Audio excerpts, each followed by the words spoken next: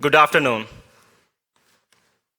I am Suren Uswatta, the President of Engineering Graduate Student Association. It is my pleasure to welcome you all to the 2016 Spring Engineering Graduate Commencement. Please join me in the opening of our ceremonies by singing the national anthem. Members of the award-winning UTROTC Pershing Rifles Color Guard will present the colors. I respectfully request that everybody wearing caps to remove them during the national anthem. Please rise for the national anthem.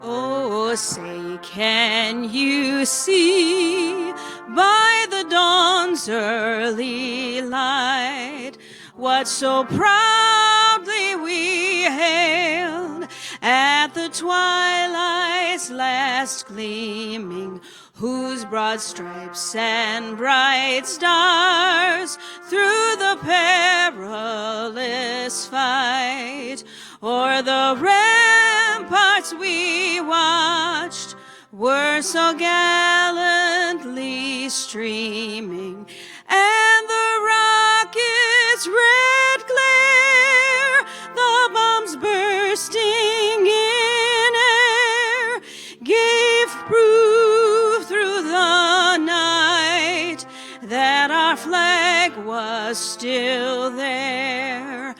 Oh, say does that star-spangled banner yet wave o'er the land of the free and the home of the brave?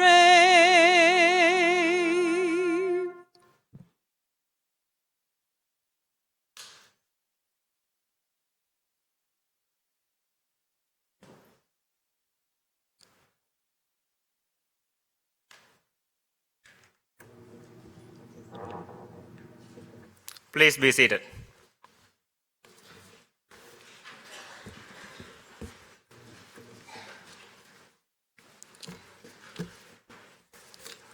Let me start my welcome speech with a small story of my life. After graduating from a college in Sri Lanka, I went to Japan for a one-year internship. On the first day, I met my supervisor. We had a brief chat. Before I leave his office, he stopped me and said, "Suren, I see something in you, but I don't know what it is. Do you know what it is?" I was like, "No." Then he said, "If you work hard in my lab, maybe I can help you find that something." Graduates, when you first met your advisor a few years ago, they definitely have seen something in you. That's why they accepted you to their research, to their lab. Ever since, they pushed you, challenged you to go beyond your limits to find that something they saw in you. And today, you graduate as a person with a high capacity because of the time and effort invested by your advisor and also faculty and staff here. Let's all show our gratitude to all the faculty here and all the staff with a big round of applause.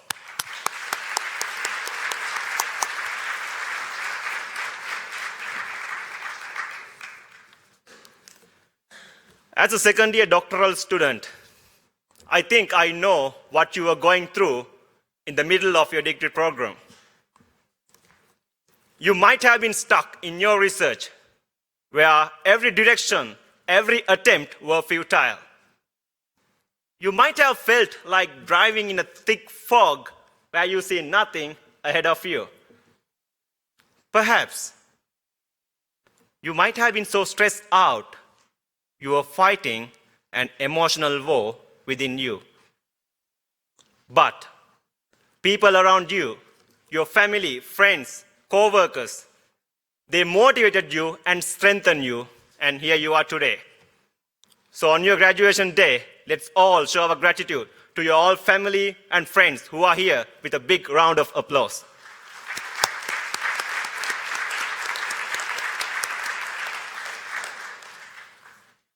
Graduates, this ceremony not only marks the end of one chapter of your life, but also a beginning of a new exciting chapter. It may be a new job in industry, academia, or government in a new city with a new exciting group of people. I'm sure during your program, the University of Toledo has prepared you for you to face these challenges ahead of you. I'm certain wherever you go, you will thrive and become leaders in your respective fields, reflecting the glory and pride on your alma mater, the University of Toledo. Again, it is my honor to welcome you all to the 2016 graduate commencement. And I want to be the first of many to tell you congratulations. Thank you.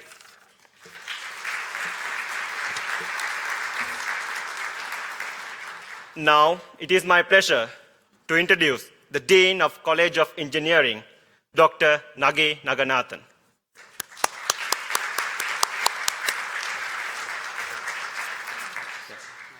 Thank you.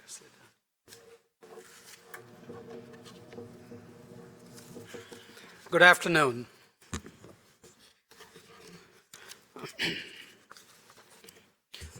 Thank you, Suren.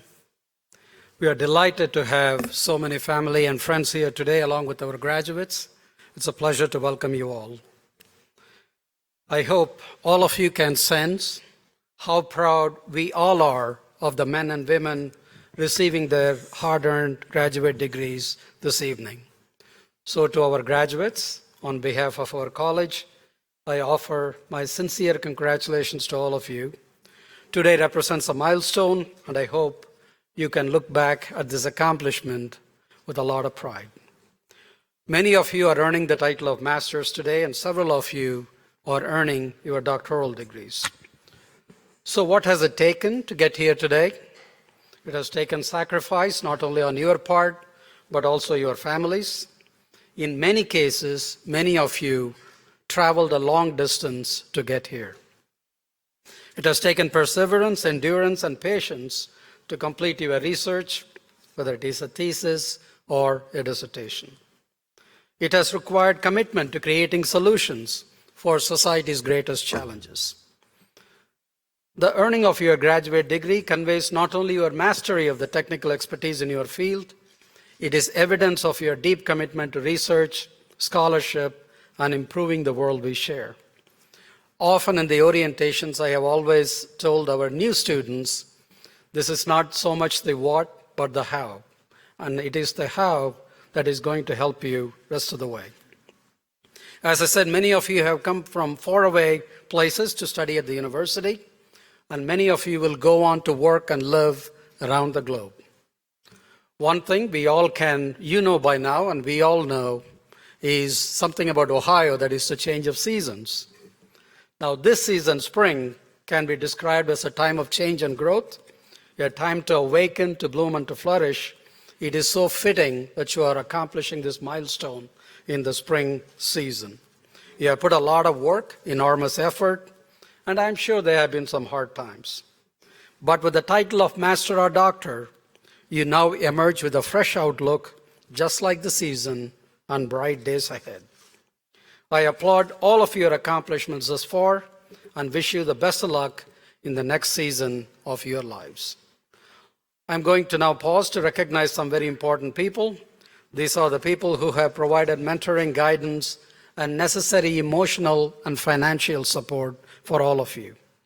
I now request the parents, the grandparents, spouses, children, and friends to please rise. The families and friends, please rise.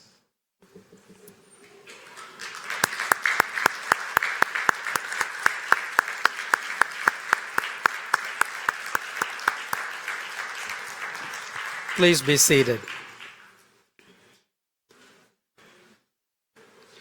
I now ask our College of Engineering faculty, the faculty administrators, and all of the staff members who are here with us today to stand up and be recognized. Their engagement has helped all of you, so please join me in recognizing all of our faculty and staff that are able to join us today, including those on the stage.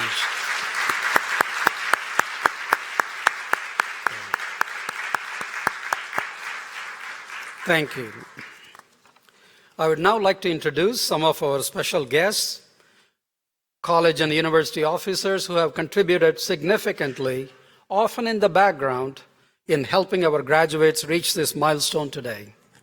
As I call their names, I request them to rise and remain standing.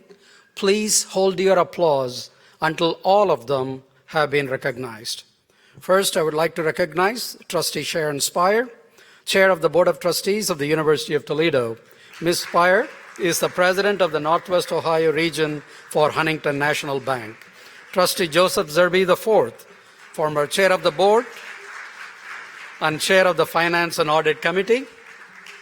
I'm going to request you to hold the applause so we can recognize them collectively. Mr. Zerbe is the President and General Manager of the Toledo Blade. Trustee Jeff Cole, Chair of the Trusteeship and Governance Committee. Mr. Cole is Senior Director of Corporate Communications for Dana Holding Corporation. Mr. Ehab Jabri, Vice President of Americas Procurement and Special Projects at NSK Americas, and our keynote speaker. We are delighted. Ehab's family is with us today, his wife Margie in the audience, along with their daughters Emily and Amanda, are with us. Welcome, and please do stand and remain standing.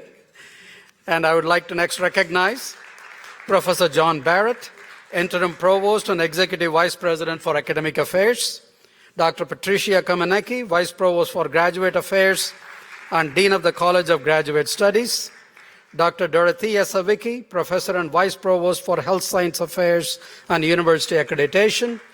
We have Dr. Sammy Spann, Assistant Provost of the Center for International Studies and Programs, Mr. Peter Thomas, Director of Experiential Education and Career Services, and we also have Mrs. Elaine Kupshaw, Business Services Officer from the College of Graduate Studies. And from our college, I would like to recognize a select few. Other than those, some of them may not be recognized at a later time. First, Dr. Mohammed Samir Hefzi, Associate Dean for Graduate Studies and Research Administration. Dr. Stephen LeBlanc, Executive Associate Dean of Fiscal Affairs. Dr. Brian Randolph, Executive Associate Dean of Academic Affairs. And Dr. Scott Molitor, Associate Dean of Undergraduate Studies and Professor of Bioengineering. Please join me in thanking them for their special contributions.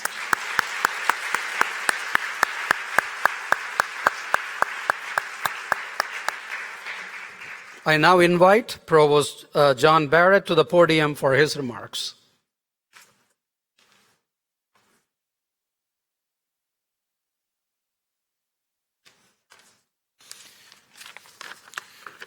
Thank you, Dean. Thank you, Dean Naganathan. Congratulations, members of the class of 2016, and welcome to all the parents, grandparents, siblings, children, spouses, significant others, and friends of today's honorees. There are few greater joys for an academic than attending graduation. We pour a piece of ourselves into our students, and though we are sad to see you go, we are elated by your success. Similarly, family and friends that have helped support each of you through all of the challenges you have been through over the last few years share in your accomplishment today. But most of all, it is a time for you to revel in your success. After many late nights, term papers and exams, successful and failed experiments, and probably a prayer or two, you have made it to the finish line, graduation. But this is also the start of a new journey, your career as an engineer. Some of you will build things, others will invent things, still others will improve them, and some of you will find cleaner and more efficient ways to produce them. You will be a living embodiment of our mission and statement, to improve the human condition every day. As provost, I attend a lot of graduation ceremonies, and I especially enjoy coming to the ones at our College of Engineering. Near the end of the ceremony, our graduates are inducted into the Order of the Engineer. The history of the Order is a sobering reminder of the vital role engineers play in making our world run smoothly and the consequences when corners are cut. We place our trust in you to ensure your inventions, processes, and structures not only make our lives better, but are also safe. I know you will take this responsibility seriously and make us proud in all that you accomplish. You are joining one of the most honorable professions, and you will make a difference. Tomorrow you begin that new journey, but for today, celebrate. Pat yourself on the back for a job well done and success well deserved. Thank your family and friends for all that they gave to you to help make this day possible. And tell your favorite professor the impact they made on you. Congratulations, thank you, and best wishes for a bright future.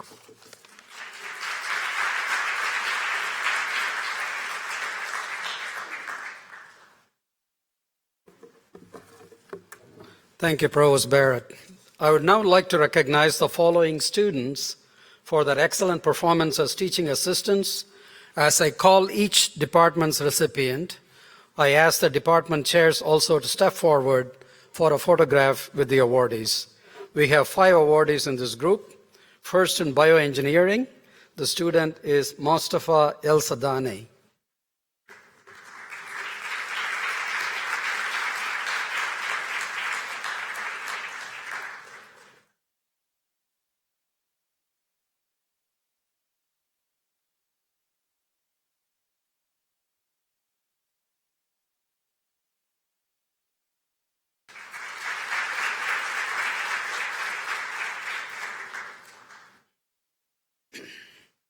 Next is from chemical engineering. The student is Greg Avery.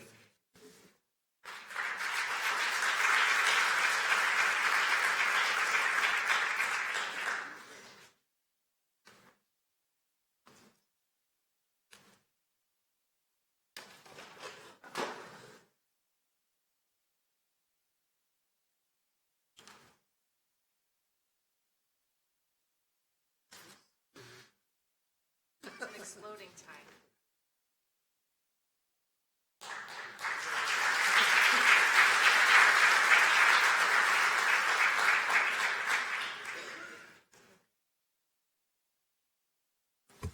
From civil engineering, the student is Shariful Islam.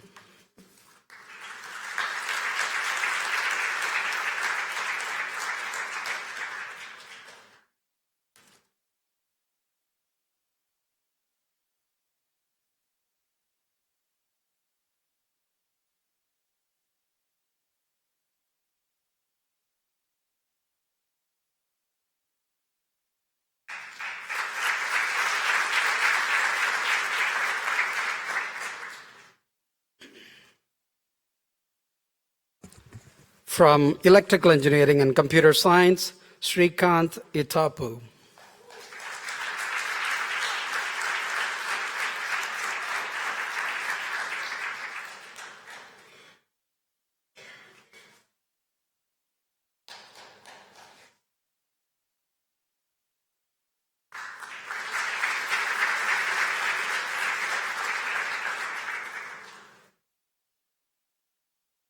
And from mechanical, industrial, and manufacturing engineering, Ahmed Reza Jahad Akbar.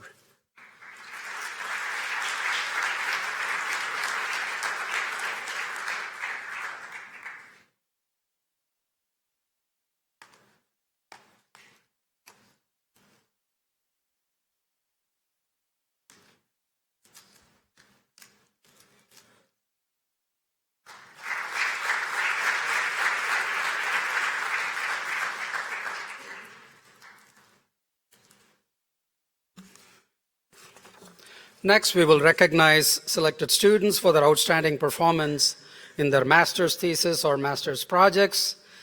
We have only one awardee that's able to be with us today. That's from Electrical Engineering and Computer Science. That is Mohammed Abu Rayyan. Dr. Jamali is the advisor. Dr. Alam is the chair.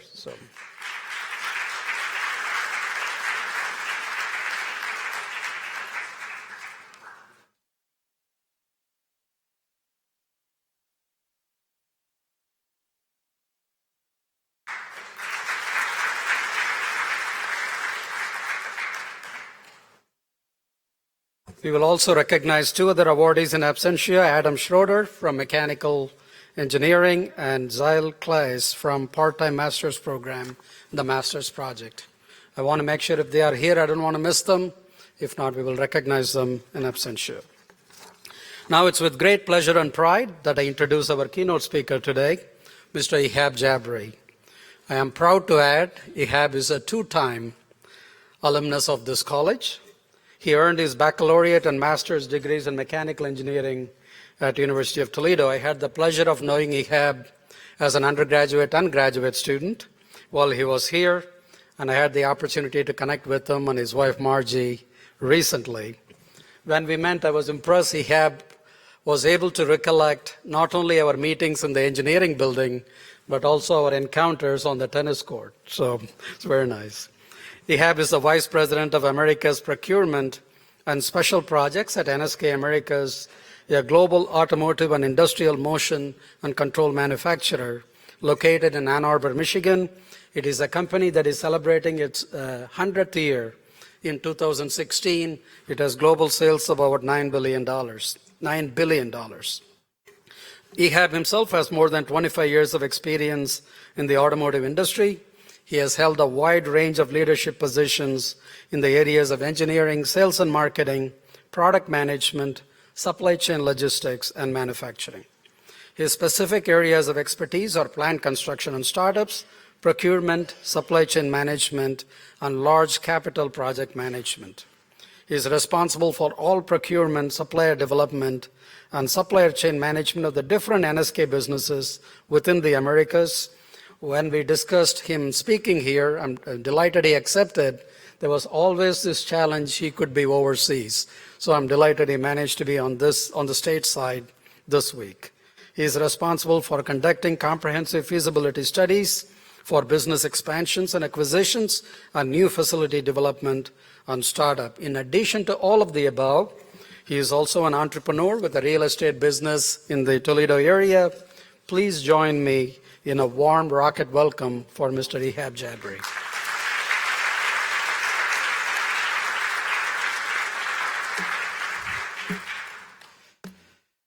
Good evening, Dean Naganathan, trustees Sharon Speyer, Jeff Cole, and Joe Zerby, faculty, staff, parents, guests, my dearest family, and of course, the engineering graduating class of 2016. This is truly your festivity today, and I congratulate you on your achievement and hard work. Very well done. May I ask everybody here today to applaud the success of the graduating class of 2016.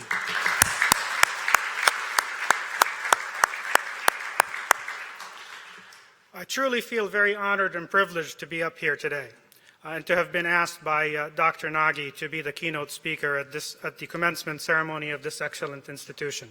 My alma mater, of course. And may I take this opportunity to thank Dr. Naganathan for the invitation this afternoon. Thank you very much, Dr. Nagy. So I still actually remember my engineering commencement from UT 25 years ago. It was not in this building, by the way. We had a much older building at the time. I remember my goals, my dreams, and what I wanted to do with myself with life after college, and what I wanted to completely accomplish. After graduation, things actually moved a little slower than planned for me. Being a foreign student without much hands-on engineering work experience or co-op was not part of the degree, of course, at the time, and a foreign student was not really allowed to work off campus. It was quite difficult to find my dream job. My lovely wife actually threw me a very nice dinner party when I received my job offer from NSK, and she went ahead and decorated the walls of the restaurant with all my rejection letters. We proceeded then to go to a relative's house and burn them in their fireplace. And I tell you, it was a large fire. I truly did not allow the rejections to slow me down. So for the first 4 years after graduation, I was flexible. I held a couple of different jobs, including starting my own business. All before, of course, I started my career with NSK. I started there as a test and development engineer, and I evolved rapidly over the last 21 years. I've held 13 titles there, all with increased responsibilities, 8 different bosses, 8 different disciplines, and all supporting 7 different companies. Sister companies, basically. They're all part of the NSK group. I've actually only requested the change one time, the first change in my career. And that truly showed that I had interest in leadership, in taking on more, and I was not allergic to change. And I've enjoyed the rise since. This type of diverse career is probably not for everyone, or it's not everybody's cup of tea. Some of you will probably follow your faculty's footsteps and be university educators. Some of you will become principal engineers, researchers, developers. The sky's the limit. I actually, initially when I joined engineering, I thought I was going to be, the only reason I joined engineering is I thought I would be able to drive a train. And some of you maybe have not decided their track yet. So as you are getting ready to changes into life beyond the University of Toledo, it is inevitable that day-to-day structures, processes, relationships will change in your lives. It is inevitable that you will face some challenges, successes, and failures. And one key attribute to success is the ability to lead. Leadership isn't truly about your title, your degree, nor is it about your bossing others around. I say, what is the definition of leadership? A simple definition is that leadership is the art of motivating a group of people to act toward achieving a common goal. This simple definition really captures the leadership essentials of inspiration and preparation.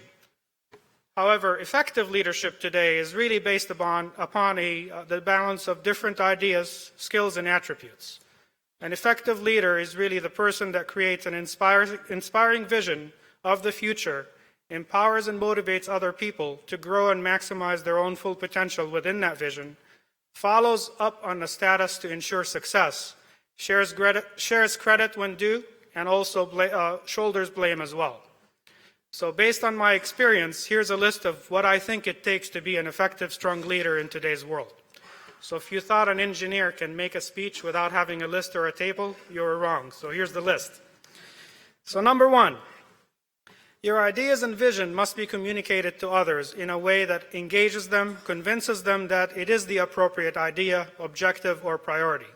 So basically, you have to learn to become a competent salesperson in order to effectively convey those ideas.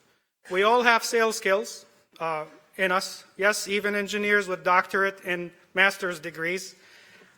You've been using those skills all along to sell your thesis, present your ideas and projects to your faculty and teams. You need to work on constantly refining those sales skills and use the proper skills for the specific occasion at hand. Number 2, effective leaders need to learn to lead by example, need to set high standards for themselves and remain true to their vision even in the face of adversity, while at the same time being flexible and empowering team members to feel competent enough to achieve the common vision through their own initiatives. John Quincy Adams said, if your actions inspire others to dream more, learn more, do more, and become more, then you are a leader. Number 3, effective leaders must have empathy and emotional intelligence to see things from the perspective of the people that their vision or decisions will ultimately impact. That is extremely important. Number 4, if you are not comfortable with change, you will need to constantly nudge yourself and your cheese a little and work on becoming change-ready and comfortable. The comfort will prepare you to constantly adapt to changing situations and environments. Robert E. Quinn said, one key to successful leadership is continuous personal change. Personal change is a reflection of our inner growth and empowerment. Number 5, culture awareness is very critical for effective leadership in this global economy. Webster defines culture as another list, the beliefs, customs, arts, etc. of a particular society, group, place, or time. B, a particular society that has its own beliefs, ways of life, art, etc. C is a way of thinking, behaving, or working that exists in a place or organization, such as a business. I'm going to give you a true life example. So the training process in Japan is 100% on-the-job training. The junior worker follows the senior worker and does exactly what he does. No training manuals are utilized, no standards are utilized, even though they exist. On the other hand, in Mexico, proper training requires visual manuals, videos, complete step-by-step procedures and standards. Whether it is training, leadership, selling, or the entire way you do business, what works with one culture does not work in another. I lead teams in Japan, US, Mexico, and Brazil, and always my biggest challenge is learning the culture first in order to adjust the way I do business. And let me give you actual data, since we're engineers and we appreciate data. So the Japanese companies that are starting businesses in Mexico, utilizing the Japanese training method, have 10% turnover per month. The companies that utilize the proper training methods have less than 2% turnover per month. I thought you'd appreciate data. 6, you have to bring your knowledge and skills to the table. You can only wing it for so long. Number 7, do not let others define who you are, what you can do, and what you are capable of. You have to trust yourself and be confident and bold. You cannot worry about failure. You have to learn how to fail and also fail in order to learn. So worrying about failure is one extreme. Number 9 is the other extreme. You cannot worry about being perfect. And I like this quote by Irma Pompik. She says, "Worry is like a rocking chair. It gives you something to do, but never gets you anywhere." Number 10, exhaust your engineering common sense, strategic thinking, imagination, and creativity to enhance all other activities and skills. I've learned that common sense is truly a hard-to-come-by commodity in the world. Number 11, need to take calculated risks and make sound logical decisions with forward-thinking action plans. It's a list that's never-ending. Number 12, you have to work hard, be as persistent as possible, stay focused, and keep walking the walk and not give up. You need your team to trust you. Number 13, you have to follow your passion. Steve Jobs said in a commencement in 2005, figure out what you love and do it. Do not settle. Number 14, be a good corporate citizen and give back. You can give back at different scopes within your own company, community, country, and of course the world. Be supportive to your team and be a good mentor to them so that they become future leaders. Now, you do not need to be supervisors and managers to start doing any of this. You don't. If you have not started yet, you need to really start today. The more qualities of a leader that you can begin to exhibit, the more obvious a choice you'll be for the actual progression down the road. By positioning yourself as someone who's ready to take on more and prove yourself over a longer time, you'll be hard to ignore. In addition, your colleagues will also recognize you and trust you as the natural future leader. So graduating class of 2016, as you face and tackle the inevitable changes beyond life at the university, remember to hold on to your value stream, your work ethic, your passion, and most importantly, do not take yourself so seriously. Be approachable and enjoy the journey. I hope that my speech has been useful, and I take this opportunity of wishing all the graduates all the very best in their future endeavors.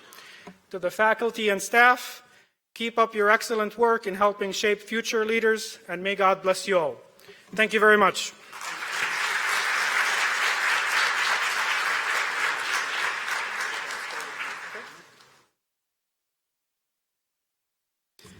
Ehab, thank you for sharing some of your personal stories here. I hope many of them can imagine their own journey along the lines what you have traveled.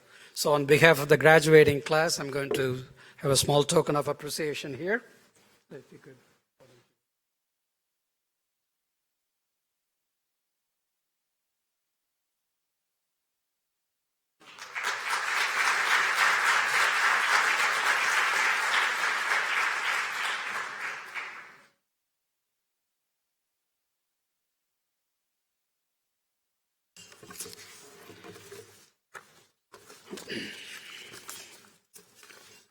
At this time, I would like to call upon Dr. Patricia Komanecki, Vice Provost of Graduate Affairs and Dean of the College of Graduate Studies, to present the doctoral degree candidates. Good evening, everyone, and thank you, Dean Naganathan, and the faculty of the College of Engineering for your kind invitation to join you as you celebrate the accomplishments of your graduate students. I'm so honored to be included at this commencement ceremony. Today is truly an auspicious occasion, marking a milestone in the lives of our engineering graduate students and their faculty mentors, as well as their families and friends. As Dean of the College of Graduate Studies, it's my distinct pleasure to share in the excitement of this important day in the lives of both the graduate students and their families. Tonight, we will recognize all of the engineering doctoral and master's students on the completion of their degree requirements, including original thesis and dissertation research that will make contributions to engineering fields ranging from bioengineering and biomedical engineering, and on to chemical engineering, civil engineering, electrical and computer science engineering, engineering and mechanical and industrial engineering, quite a wide range. As graduate students, you have been part of a large, vibrant graduate community here at the University of Toledo, with about 4,500 graduate students in 40 doctoral programs and 128 master's programs across 2 campuses. We also have first professional degrees in law, medicine, pharmacy, physical therapy, and occupational therapy, so quite a wide range of graduate degrees as well. But I take particular pleasure tonight in celebrating the graduation of our doctoral and master's students in engineering. To the students, this day is the culmination of years of hard work and dedication as you focused on your research projects in diverse engineering specialties. You are now ready to enter the competitive job market of the 21st century.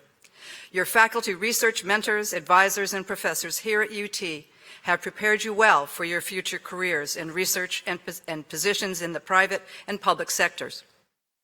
To the families of the graduates who are, both those who are with us here tonight and those who are away at long distances, this is truly a day of joy and celebration as you share in the happiness of your sons and daughters or husbands and wives as they receive their graduate degrees.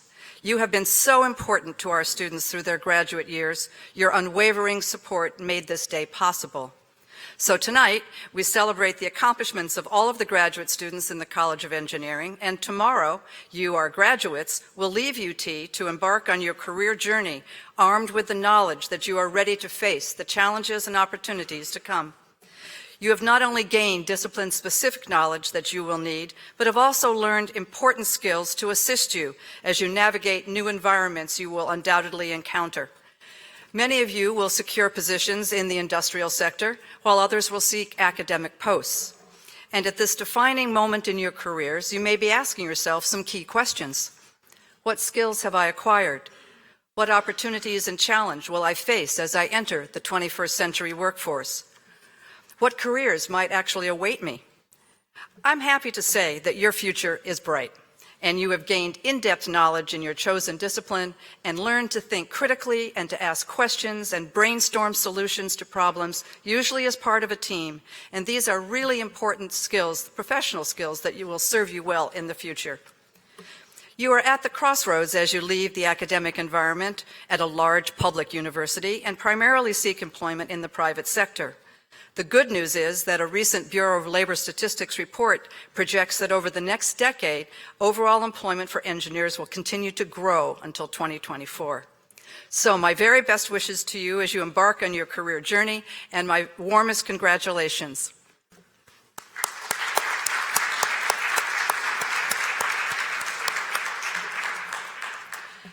Today, there are 22 candidates for doctoral degrees.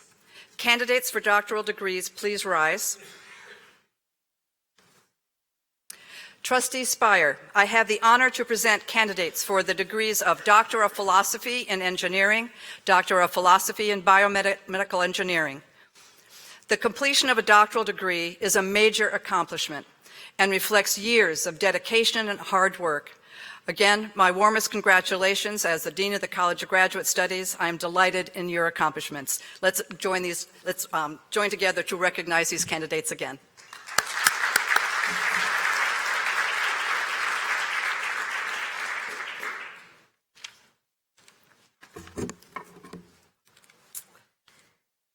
Thank you, Dr. Komanicki. Upon the recommendation of the faculty and the authority vested in me by the state of Ohio and the trustees of the University of Toledo, I do confer upon all the qualified candidates for all doctoral degrees, including those in absentia, the degrees for which they have met the requirements. You are charged with the duties and responsibilities of that degree and granted the privileges and prerogatives appertaining thereto. The doctoral graduates may now move their tassels from the back left of their mortarboards to the front left side. Please join me in recognizing these doctoral degree recipients.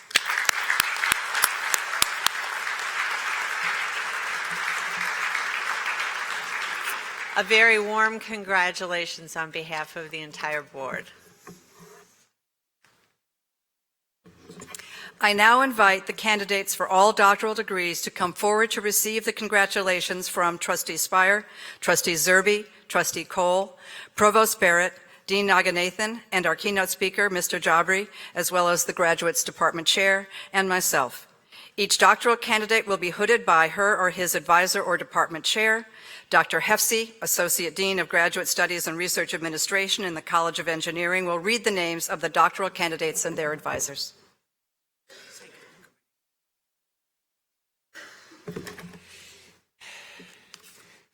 Good afternoon.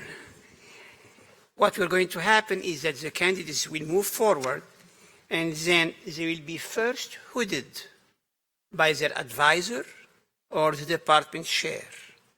Then they will move to receive the diploma from Dr. Komanicki, take a picture, and then move to shake the hands of Trustee Speyer, Trustee Colley, Trustee Zerbe, Provost Barrett, Dean Naganathan, and our keynote speaker.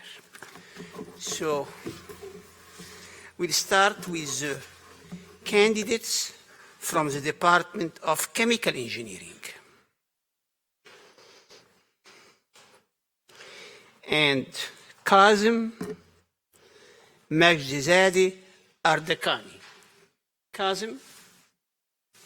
And Kazim will be hooded by his advisor, Professor Saleh Jabbarin.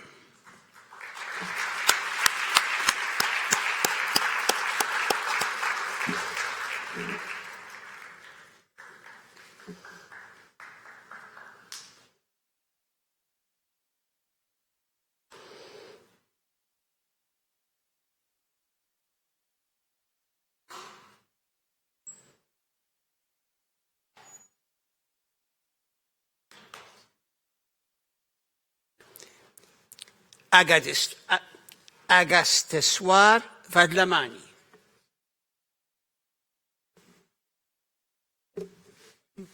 And Agasteswar will be hooded by his advisor, Professor Sridhar Vyamanjala.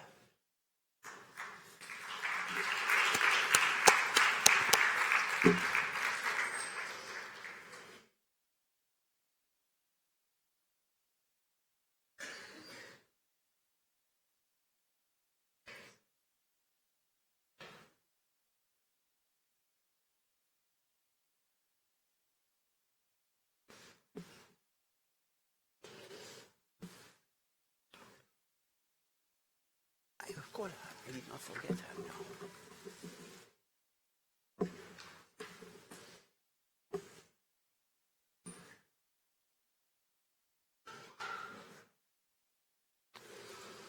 Sneha Arun Shell.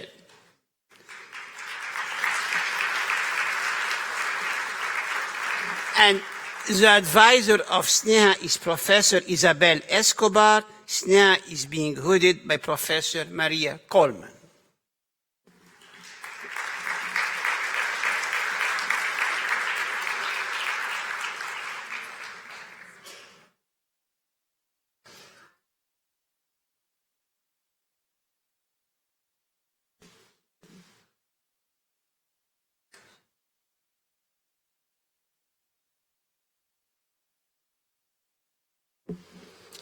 From the Department of Civil Engineering, Murad Hamdallah. Murad will be hooded by his advisor, Professor Douglas Nims.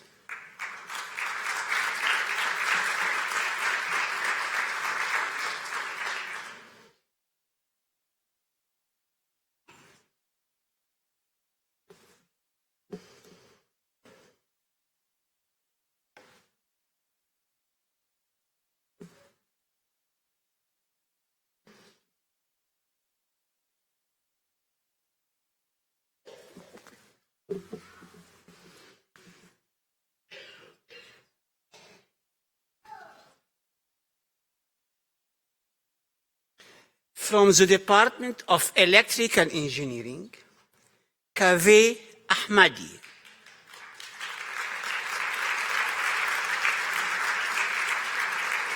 And the advisor of Kaveh is Professor Izzatullah Salari, and Kaveh is being hooded by Professor Mansour Allah, the chair of the department.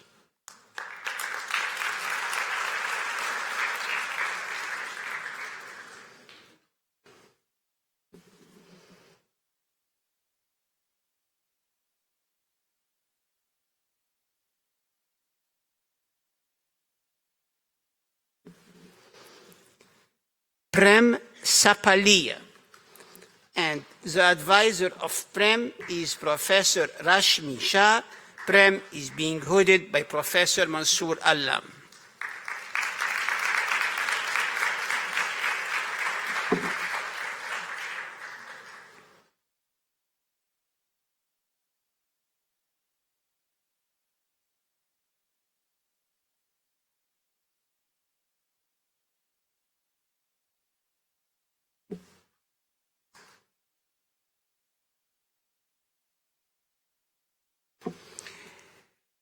From the Department of Mechanical Engineering, Ahmed Magdi Abdelal.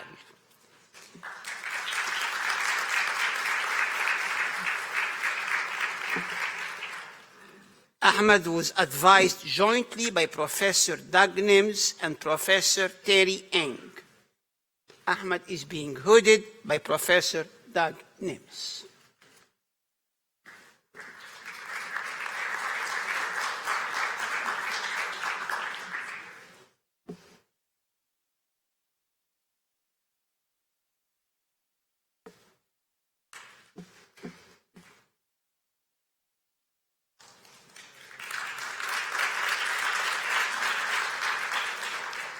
Muhammad Reza Iftikhari.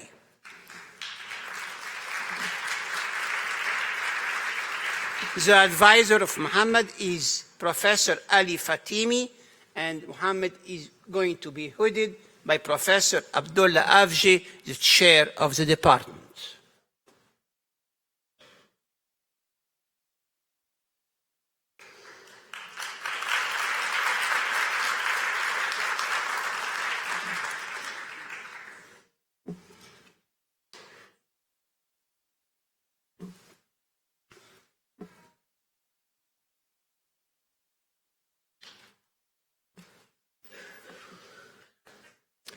Lei Guo.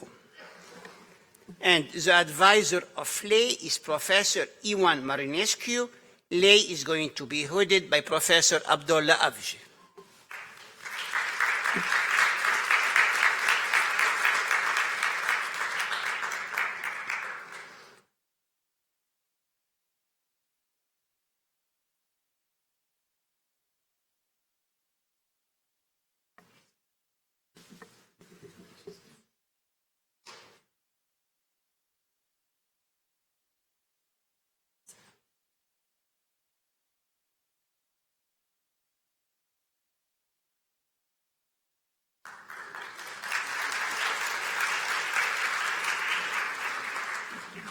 Showing Huang.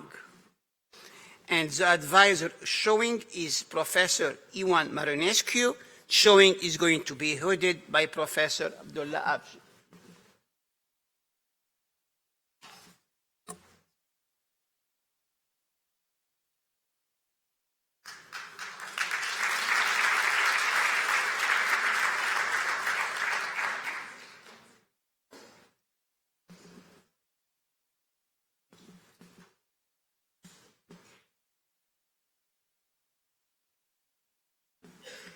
Zengi Chi. And the advisor of Zengi is Professor Jayatissa. Zengi is going to be hooded by his advisor, Professor Jayatissa.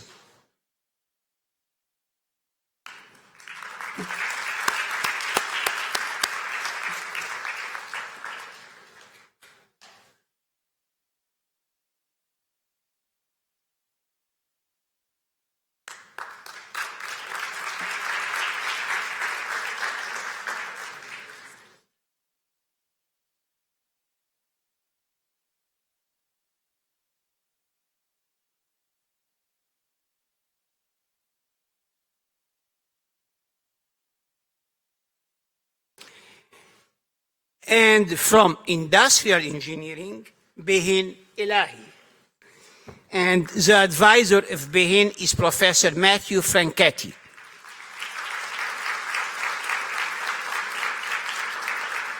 And Professor Franchetti is holding Behin.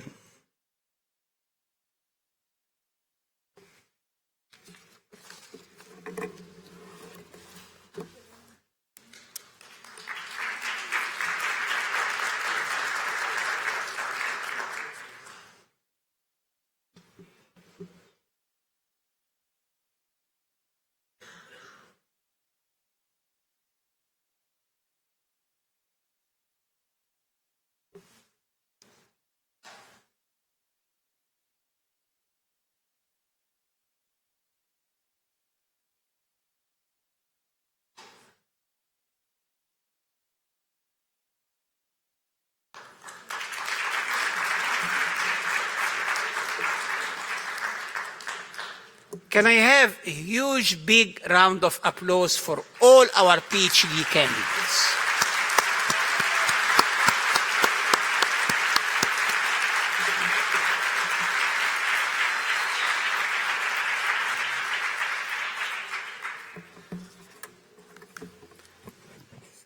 Today, there are 103 candidates for master's degrees.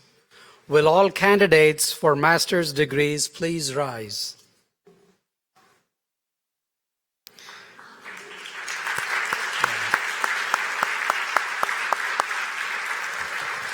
Trustee Spire, as Dean of the College of Engineering, I'm pleased to present the candidates for the degrees of Master of Science in Bioengineering, Master of Science in Chemical Engineering, Master of Science in Civil Engineering, Master of Science in Electrical Engineering, Master of Science in Engineering, Master of Science in Industrial Engineering, and Master of Science in Mechanical Engineering. Please join me in recognizing these master's degree candidates.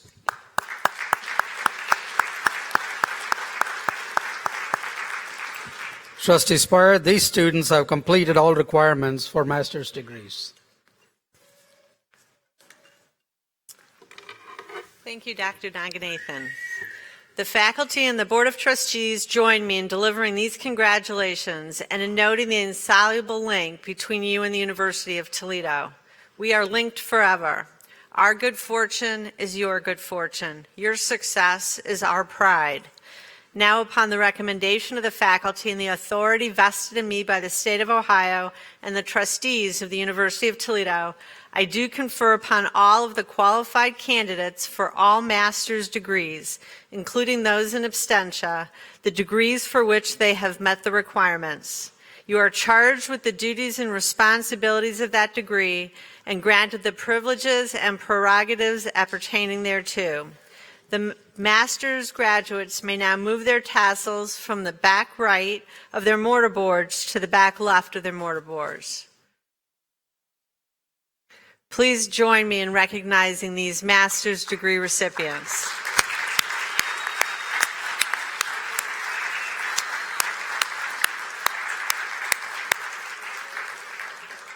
And again, on behalf of my colleagues on the Board of Trustees, congratulations.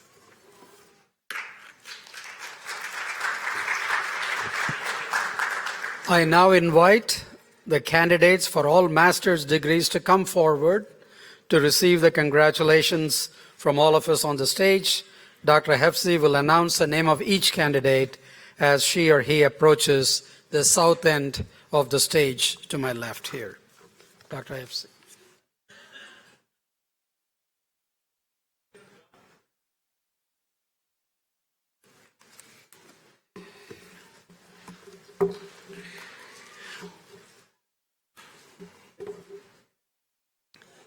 Again, each candidate will take the diploma from Dr. Comenecki and then shake it for a picture.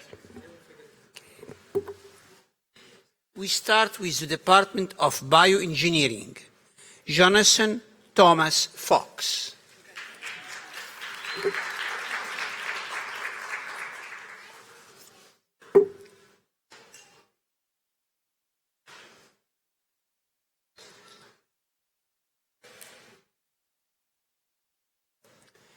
Marcel Ingels.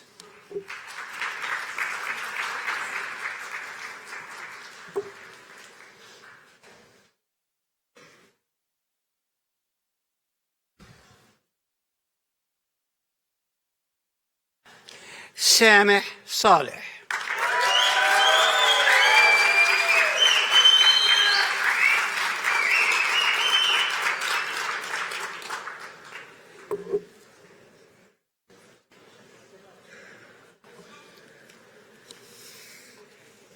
Anoli Shah.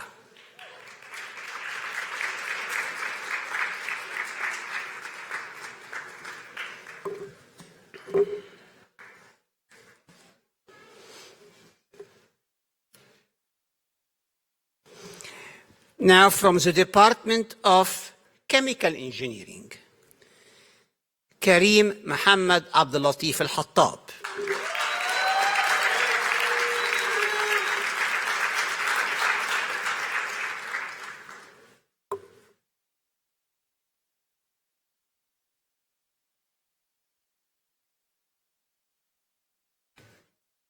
Brandon Sainer.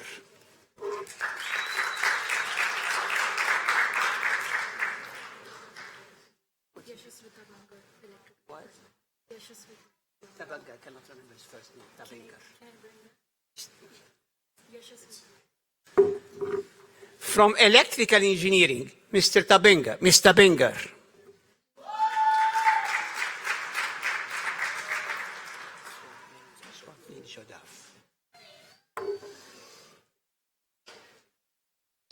Swapnil Jodaf.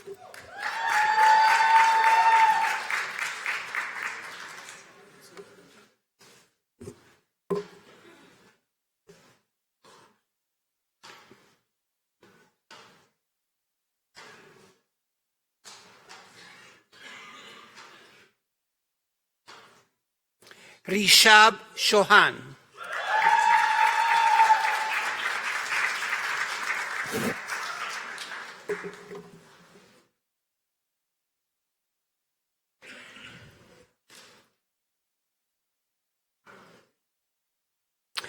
Muhammad Rab'an.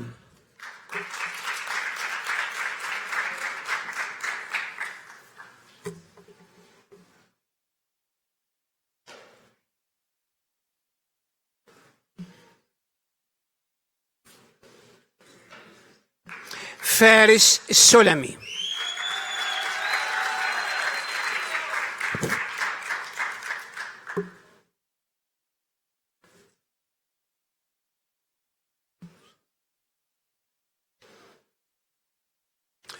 Turki El-Keseri.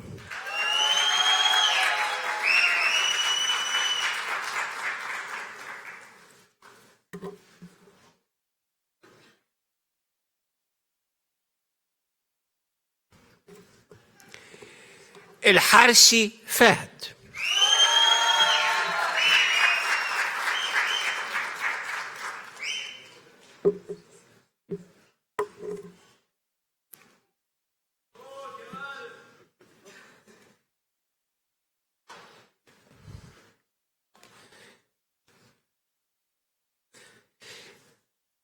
Now from Computer Science and Engineering, Sai Kumar Naini.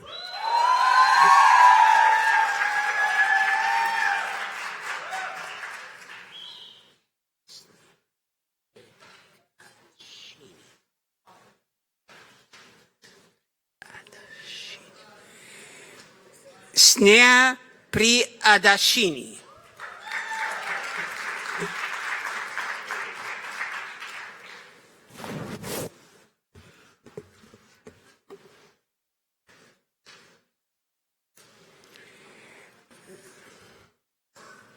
Yadi Wen.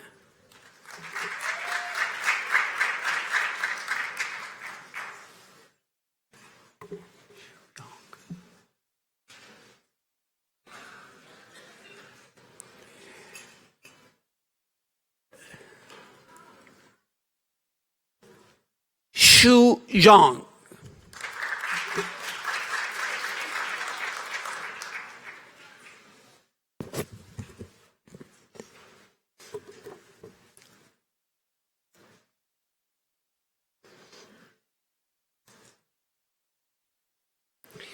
Now, from practice-oriented master program in engineering, general engineering.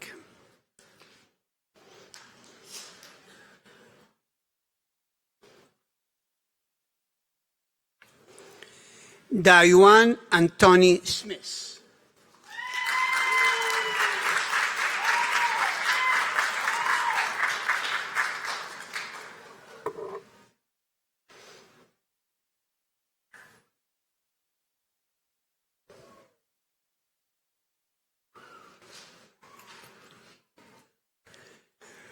Robert Davis.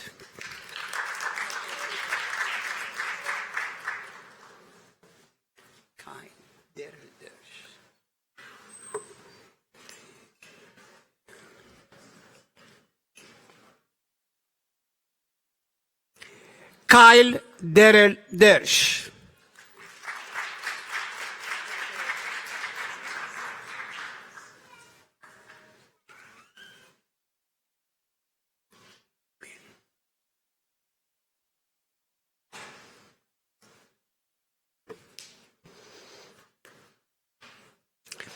Now, from mechanical engineering.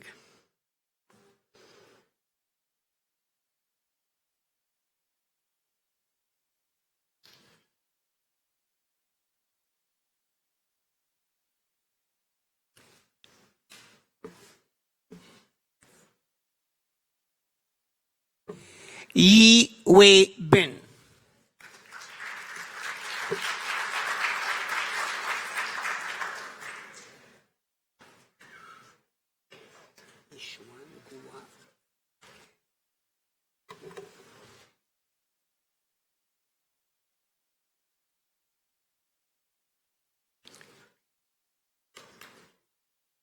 Ishwan Gua.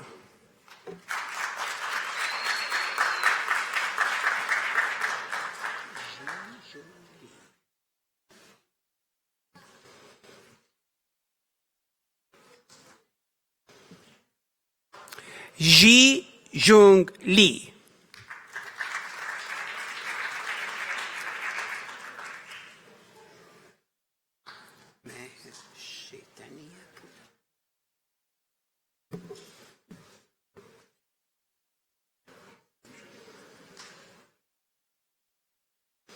Meher Shetania Putta.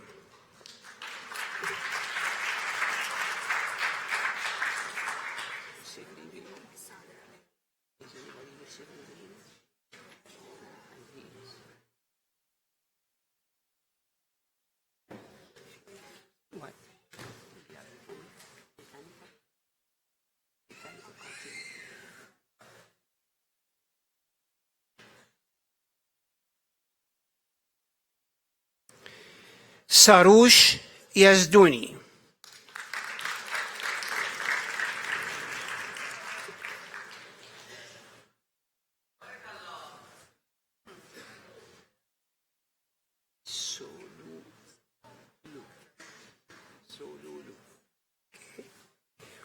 Solu Lu.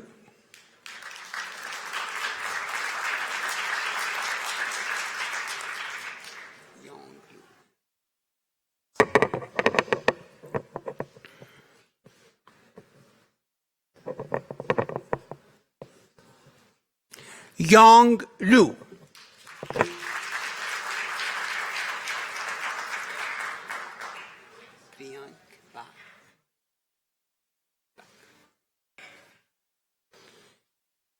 Priyank Bak.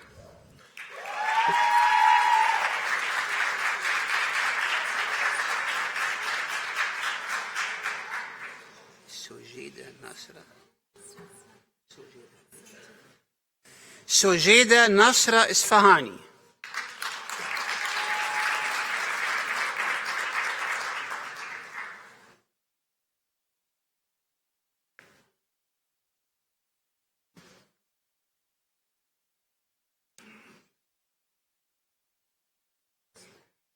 Ahmed Reza Jihad Akbar.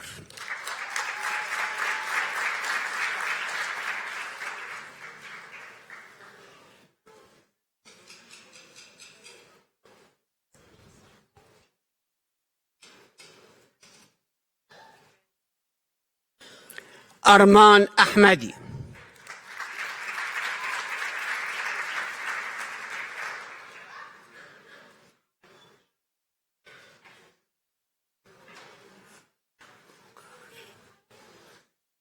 Ganeshrash Balamuru Gar.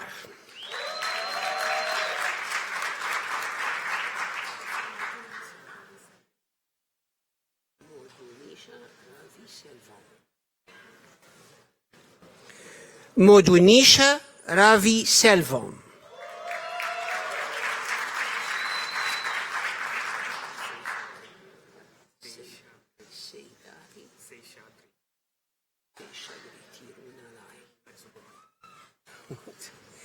Seyshadri Tirunalai Subramanian.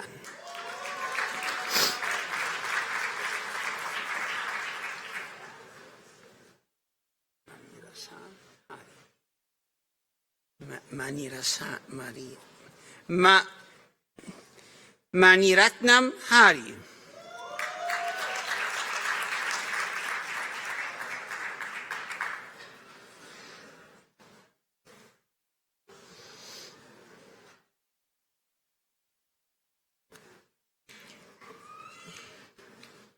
Now from the Department of Civil Engineering.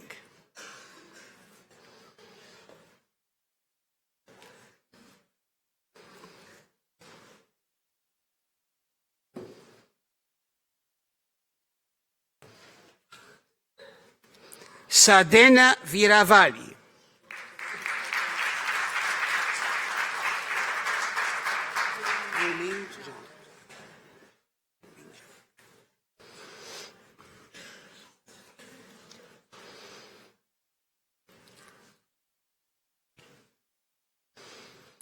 Ruming Yang.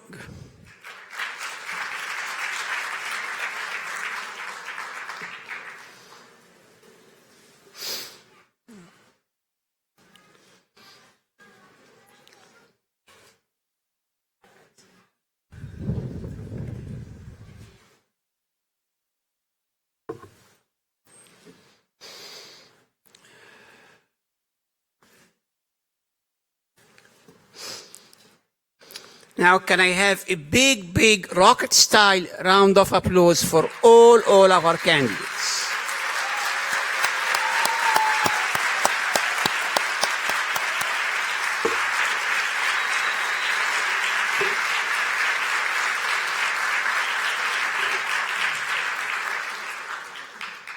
I now invite Professor Richard Springman to conduct the Order of the Engineer Ring ceremony.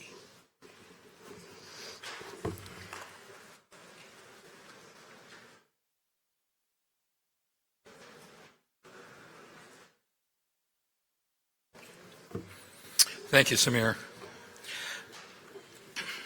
It gives me pleasure this afternoon to conduct the Order of the Engineer ceremony, in which I represent the College of Engineering, the engineering alumni of the University of Toledo, and the Toledo Society of Professional Engineers. This is link number 70 of the Order of the Engineer. I would invite you to look back on your experience in becoming an engineer, and I pose two questions. How do we recognize an engineer? And what do we as engineers have in common? This question was posed by Professor Edward Haultain in 1922 at a meeting in Montreal of the past presidents of the Engineering Institute. And that's what he asked of his colleagues. Now, to look into what prompted him to do that, I want to go back and relate to you a little history. In Quebec, across the St. Lawrence River, a bridge was being built. It had been designed by Theodore Cooper, who was a renowned bridge designer of his day. And the bridge had been under construction for a couple of years, and it's now August 29th, 1907. The bridge is to be the crowning achievement of Theodore Cooper's career. It's the longest bridge of its type in the world as it's being built, and everyone is looking forward to this as a significant engineering achievement, and certainly Cooper, as this is the crowning achievement of his long and illustrious career. In the course of the design of the bridge, some things happened. Number one, it was redesigned from a length of 1,600 to 1,800 feet. And as it was nearing completion, again, this is August 29, 1907, and it's almost quitting time. And they had a whistle that sounded to signify the end of the working day, and it was almost time for the whistle. Everybody was kind of tuned into that. And suddenly there was a loud cracking sound, and in horror, everybody observed the bridge begin to fall into the river. As it fell, there were 86 workers on the bridge. 75 of them lost their lives that day. Afterwards, in trying to examine what had happened, it was determined that there were signs that something was amiss. Some of the beams didn't line up the way they should. In increasing the length of the bridge, those 200 feet, the stresses on the bridge had become greater, but no one had gone back and checked the original design to make sure that that was okay. They moved ahead, assuming things were all right, because they had a schedule to keep and they wanted to stay on schedule. In short, the stresses had been increased to a point where the bridge could no longer support itself. It was too heavy to stand up alone. The dead load was too large. Meaning the engineers who designed it put completion on schedule ahead of proper construction techniques and the safety of those who worked on the bridge. And we don't know for sure because we don't have his notes, but we feel that Professor Haultain had this in mind when he said, what do we as engineers have in common? And what we all have in common, though we have different backgrounds and different interests in practice, what we all have in common is a responsibility to the public to do the right thing. And this lesson with a bridge was certainly a significant lesson in what happens when we as engineers don't pay attention to that responsibility to the public. Haultain's colleagues agreed with him. And from that 1922 meeting, they formed a group, and those 7 people were known as the Corporation of the 7 Wardens. And they initiated a practice similar to what we're doing here today, whereby engineers would wear a ring to remind them of their service to the public. And they thought it was significant enough that Haultain had read some of Rudyard Kipling's works. And Kipling had made reference to engineers in a number of those works. So he wrote to Kipling and he asked him if he would write the ceremony for the ritual of a calling of an engineer, which is what that organization was referred to in Canada. The ritual of the calling engineer, these are Kipling's words, the ritual of the calling of an engineer has been instituted with the simple end of directing the young engineer towards a consciousness of his profession and its significance, and indicating to the older engineer his responsibilities in receiving, welcoming and supporting young engineers in their beginnings. The first ceremony in Canada was held in 1925, and their recipients received an iron ring. It wasn't until much later, actually it was 1966, that interest in this same concept appeared in the United States.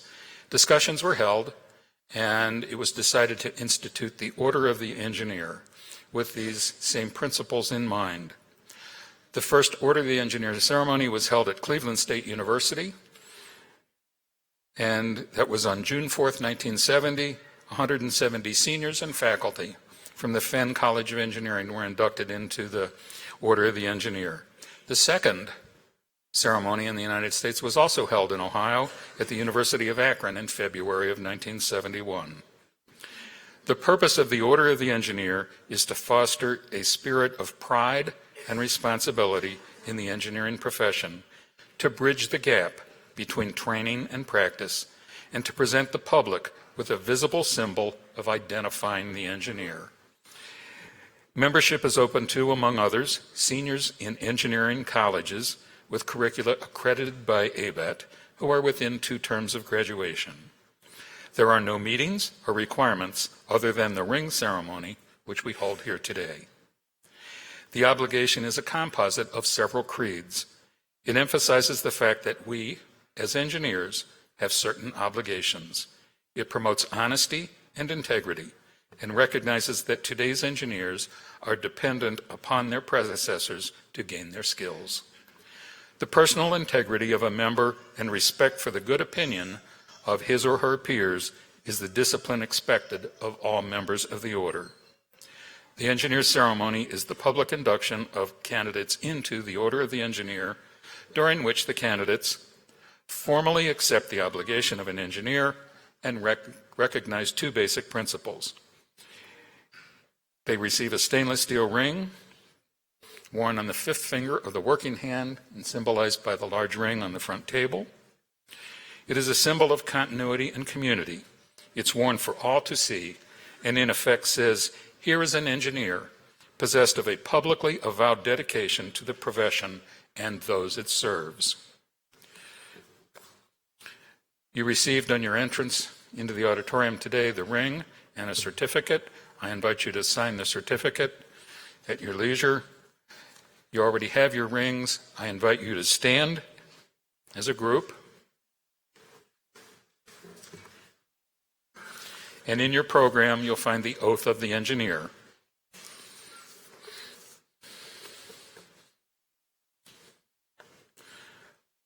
I will read with you the engineer. You join me in that part which is in bold. I am an engineer. In my profession, I take deep pride. To it, I owe solemn obligations. Since the Stone Age, human progress has been spurred by the engineering genius. Engineers have made usable nature's vast resources of material and energy for mankind's benefit. Engineers have vitalized and turned to practical use the principles of science and the means of technology. Join me. Were it not for this heritage of accumulated experience, my efforts would be feeble. As an engineer, I pledge to practice integrity and fair dealing, tolerance and respect, and to uphold devotion to the standards and the dignity of my profession. Conscious always that my skill carries with it the obligation to serve humanity by making the best use of Earth's precious wealth. As an engineer, in humility and with a need for divine guidance, I shall participate in none but honest enterprises. When needed, my skill and knowledge shall be given without reservation for the public good. In the performance of duty and in fidelity to my profession, I shall give the utmost. I extend to you my congratulations on your entrance into the practicing engineering profession. May you wear your ring throughout your career. Think of it often, and may it remind you of the obligation that we all have to the public that we serve. You may be seated.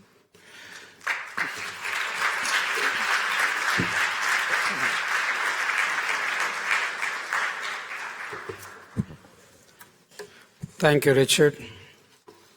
None of these outcomes and events happens without the special efforts of our colleagues from the various college and department offices throughout the year. I'm going to recognize a few. Please hold your applause until I recognize all of them. I want to extend a special thanks to Associate Dean Hefzi for his tireless efforts on behalf of our students. I want to thank our faculty members who serve as graduate directors in the various departments. Sandy Stewart from the Dean's Office played a lead role in organizing this event. She was ably supported by many staff across the college. And finally, I would like to thank the Toledo Glass City Quintet and our vocalist, Lorna Lefevre. Please join me in recognizing these folks.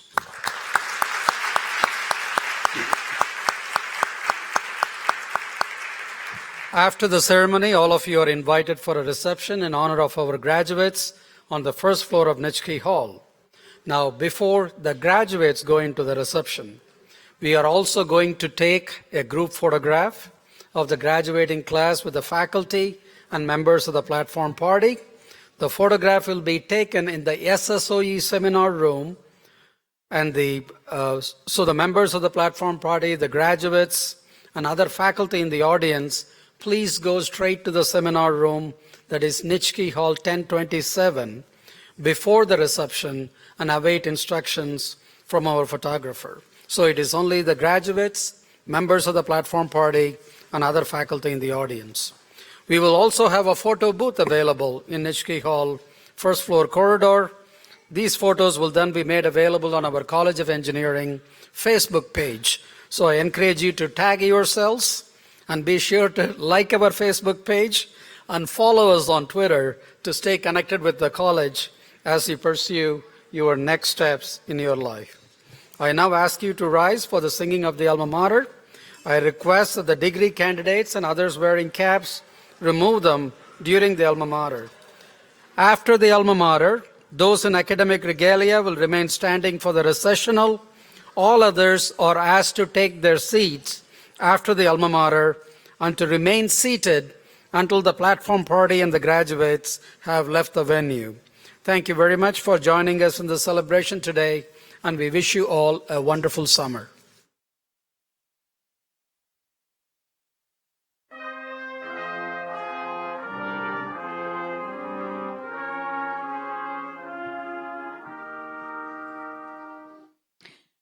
In tower shadows, voices now raising to alma mater, golden and blue.